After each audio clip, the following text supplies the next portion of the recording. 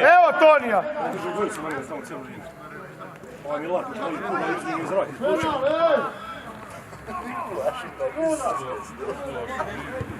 Ovo je sušio i ovaj jedne.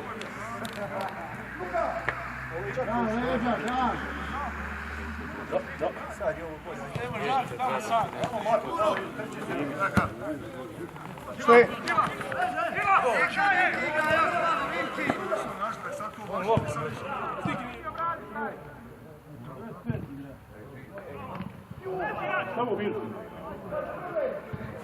Drago nam je da smo se uspjeli napokon skupiti, doći, odigra ovu povijesnu utakmicu u Mikanovcima.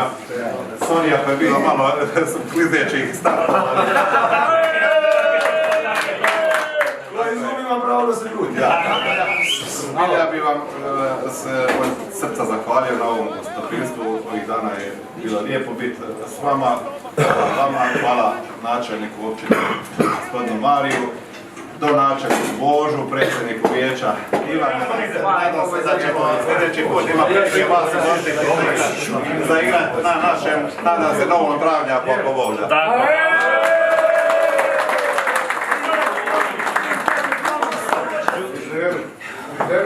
Evo ja, ispred veterana isto pozdravljam, drago nam je da smo se upoznali, da ste došli, ali vas je došlo.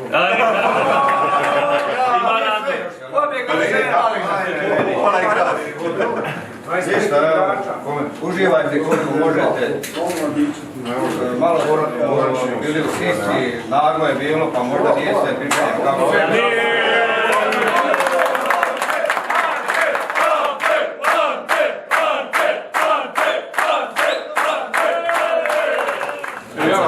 Također pozdravljam, drago mi je da ste vi ovaj vikend s nama u Mikanovcima, drago mi je da ovo prijateljstvo između Župe Dobrovačke i općine Mikanovci se nastavlja.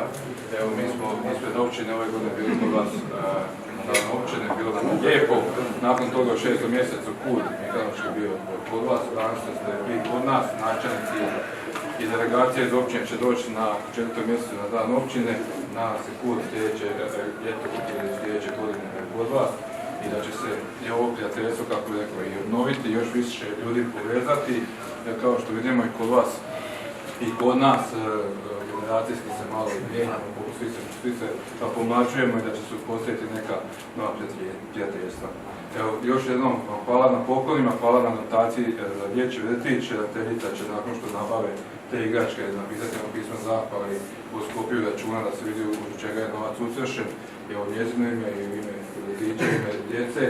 Vam zahvaljujem i nadam se da ćete se večeras ugodno osjećati Mikanovcima, da ćemo ovo prijateljstvo koje godinama traje među Mikanovce i Župe se nastaviti još do 15 godina.